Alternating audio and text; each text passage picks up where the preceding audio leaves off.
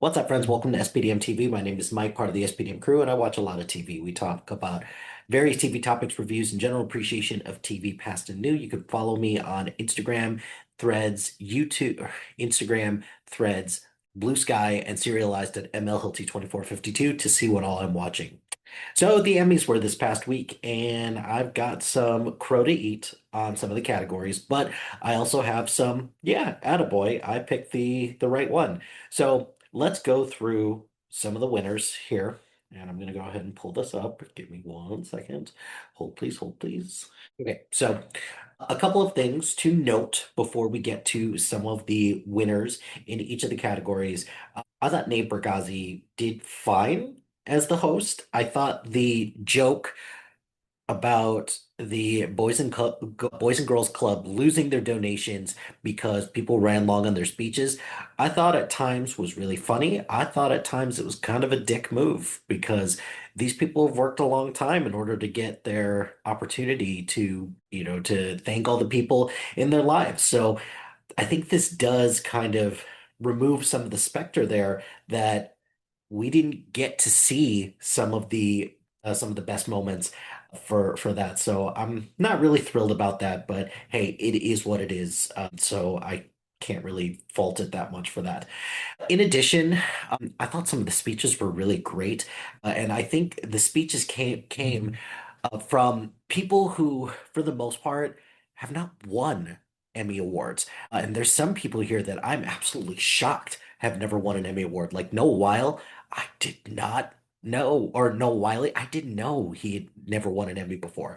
I knew he was nominated a lot, but I didn't realize that whatever. It is what it is with that. So I thought most of the speeches were pretty great.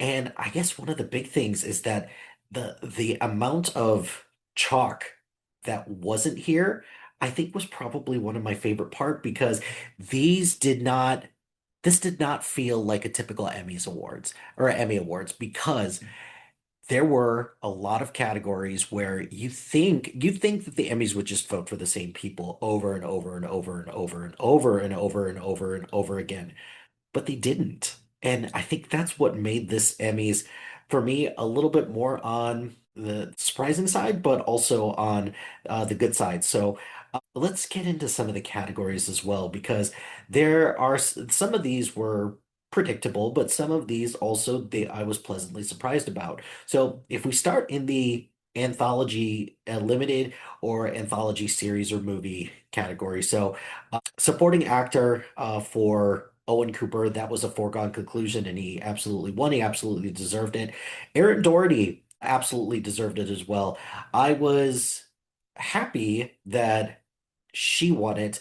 Deidre O'Connell was the one that I predicted because I thought the Penguin had more momentum than that, but also at the same time, the Penguin came out in like December and Adolescence came out like a couple months ago, and it's still fresh in everyone's head. So I'm very glad that Aaron Doherty won. Lead actor in an limited or anthology series. I thought Colin Farrell still had this in the bag, and the fact that Stephen Graham won just showed the power of his performance. And also, he was kind of the Swiss Army knife of the entire show because he wrote, directed, and produced, and he also acted in it. So, Stephen Graham just absolutely deserved it. I don't really understand why we continue to run into people who are like, I can't believe the Penguin didn't win. I can, and those people probably have never watched Adolescence. Best lead actress in a limited or anthology series, Kristen Milotti obviously deserved to win it for the Penguin. I thought she was outstanding in that, so I'm glad that she won, and she gave a great speech.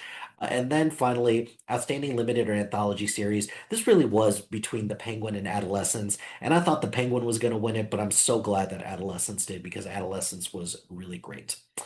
Moving along to okay, so we have guest actors in these. So, guest actor in a comedy series.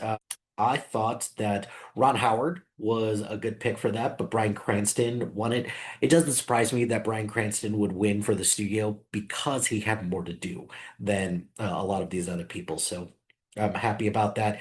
Julianne Nicholson for Hacks, who she won it for best actress in a guest actress in a comedy series, even though I thought that Zoe Kravitz from the studio won it, but glad that Julianne Nicholson won it for Hacks because her dance mom character is great. It's hilarious, the just everything that she does for that character because it's shining a light on influencer culture. So yeah, I thought that was really great. But then we've got this is probably the surprise of the night is supporting actor in a comedy series. I would have thought that Ike Barinholtz from the studio or somebody from Shrinking would have won it. But Jeff Hiller from Somebody Somewhere, he won it. And he also absolutely deserves that award.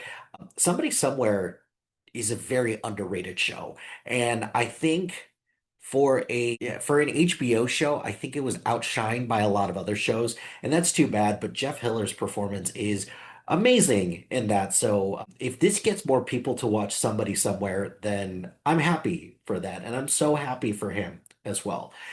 Supporting actress in a comedy series, Hannah Einbender winning for Hacks. I'm so glad that she did. I thought that it was hilarious, her speech, that it's more rock star to continue to lose.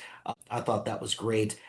I thought that Janelle James from Abbott Elementary would have won it, or Catherine Hahn from the studio would have won it, but they didn't. Then lead actor in a comedy series, I predicted that Jeremy Allen White would continue to win it, but Seth Rogen for the studio won it, and he absolutely deserves it.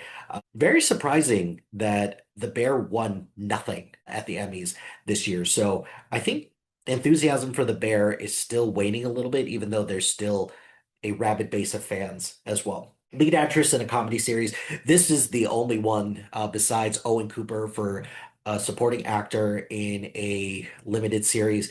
Jean Smart winning for Hacks. She's won it all 4 years that she's been in the running, so good for her for that. An outstanding comedy went to the studio. I predicted that it would go to Hacks again, but I'm very glad that the studio won it. Let's move on to the drama series. So for guest actor in a drama series, I picked Sean Hannity to win it, and he won it, and I'm so glad that he did because he's amazing in that. Guest actress in a drama series, I picked Caitlin Dever, but Merritt Weaver in Severance is very good as well, so I don't mind that.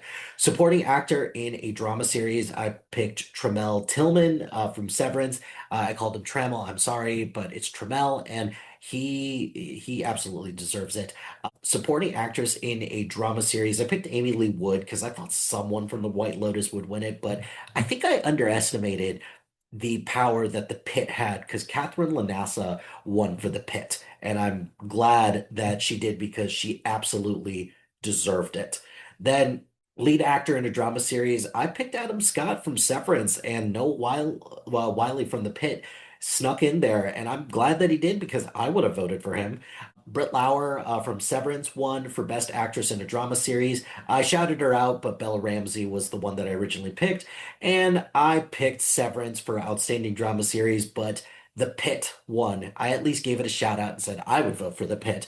But that still didn't change that my prediction was incorrect. So that's going to wrap it for the 2025 Emmy Awards. Was there anything there that was a surprise? Was there anything that you liked? Let me know below and we'll go from there. But that's going to do it for this episode of SPDM TV. Be sure to like, rate, and subscribe to anything and everything SPDM Crew wherever you get your podcast. Join us on social media on Facebook, Instagram, Threads, YouTube, LinkedIn, and Blue Sky at SPDM Crew. Check out our website at spdmcrew.com. Shout out to HiFlyer Creative Studios for making our awesome logo. Greatly appreciate their support. And if you've got any marketing, logo, or brand standard needs, contact them at HiFlyerCreative.com. Check out the other shows on our network. We've got a lot of great content, so please check out the other shows on our network. And if you've got a podcast idea or you're interested in being part of the SPDM Crew as a guest or collaborating, email us at spdmcrew@gmail.com. Until next time, happy watching, friends.